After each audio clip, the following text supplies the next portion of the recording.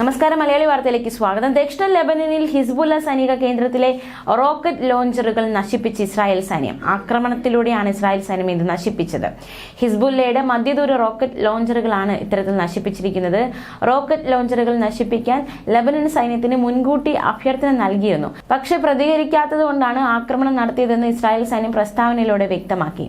അതേസമയം ലെബനൻ സൈന്യം ഇതേക്കുറിച്ച് ഇതുവരെ പ്രതികരിച്ചിട്ടില്ല. സമയം നമുക്ക് മറ്റൊരു വാർത്ത കൂടി നോക്കാം. ഇസ്രായേൽ മുൻ പ്രതിരോധ മന്ത്രി യോവ് ഗാലന്റ് പാർലമെന്റിൽ നിന്ന് രാജിവെക്കുകയാണെന്ന് വ്യക്തമാക്കിയിരിക്കുന്നു.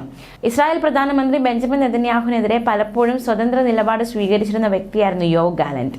ഈ ഇടയ്ക്കായിരുന്നു യോവ് ഗാലന്റിനെ പ്രതിരോധ മന്ത്രി സ്ഥാനത്തു നിന്ന് മാറ്റിയത്. ഗാസയിൽ ഇസ്രായേൽ നടത്തുന്ന കൂട്ടക്കുരുതിയിൽ വളരെ വലിയ രീതിയിലുള്ള ഒരു അഭിപ്രായ ഭിന്നത നടത്തിയിട്ടുള്ള വ്യക്തിയാണ് യോവ് ഗാലന്റ്. മാത്രമല്ല, ഈ ഒരു കാരണത്താലാണ് ബെഞ്ചമിൻ നെതന്യാഹു നവംബറിൽ ഗാലന്റിനെ ഈ ക്യാബിനറ്റിൽ നിന്ന് പുറത്താക്കിയത്. പക്ഷേ സെനറ്റിൽ അദ്ദേഹം തുടർന്നിരുന്നു. ഇപ്പോൾ എല്ലാത്തിൽ നിന്നും അദ്ദേഹം മാറിയിരിക്കുകയാണ്. സുപ്രീം കോടതിയുടെ അധികാരങ്ങൾ വെട്ടിക്കുറയ്ക്കുന്ന ഇസ്രായേൽ സർക്കാരിന്റെ പദ്ധതി ഉപേക്ഷിക്കണമെന്ന ഒരു നിർദ്ദേശം ഗാലന്റ് മുന്നോട്ട് വെച്ചിരുന്നു. നെതന്യാഹു ഗാലന്റുമായുള്ള ബന്ധം വിള്ളൽ വരാൻ ഇത് കാരണമായി. അതേസമയം ഈയിടയ്ക്കായിരുന്നു മനുഷ്യരാശിക്കെതിരായ കുറ്റകൃത്യങ്ങൾ ആരോപിച്ച് യോവ് ഗാലന്റിനും ബെഞ്ചമിൻ നെതന്യാഹുവിനുമെതിരെ അന്താരാഷ്ട്ര ക്രിമിനൽ കോടതി അറസ്റ്റ് വാറന്റ് പുറപ്പെടുവിച്ചത്.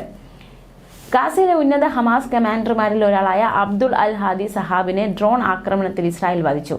2023 ഒക്ടോബർ 7 ഇസ്രായേലുണ്ടായ ഭീകരാക്രമണത്തിന് നേതൃത്വം നൽകിയവരിൽ ഒരാളായിരുന്നു ഇയാൾ. ചൊവ്വാഴ്ച തെക്കൻ ഗാസയിലെ ഗാൻ യൂണിസിൽ വെച്ചാണ് ഇയാളെ ഇസ്രായേൽ സൈന്യം വധിച്ചത്. ഇവിടെ ഒരു അഭയാർത്ഥി കേന്ദ്രത്തിൽ നിന്നാണ് ഇയാൾ ഹമാസിന്റെ പ്രവർത്തനങ്ങൾ നിയന്ത്രിച്ചിരുന്നത്. പാലസ്തീനിയൻ ഇസ്ലാമിക് ജിഹാദിന്റെ rocket unit commander Anas Muhammad മസ്രിയെയും ഇസ്രായേൽ കൊലപ്പെടുത്തി. അതേസമയം കഴിഞ്ഞ ദിവസവും ഇസ്രായേൽ ആക്രമണം നടത്തിയിരുന്നു. അൽ ബുറൈജ് അഭയാർത്ഥി ക്യാമ്പിലും ജബലിയ പട്ടണത്തിലും ഇസ്രായേൽ വ്യോമാക്രമണം നടത്തി 17 പേരാണ് ആക്രമണത്തിൽ കൊല്ലപ്പെട്ടത്. ന്യൂസ് ഡെസ്ക് മലയാളി വാർത്ത.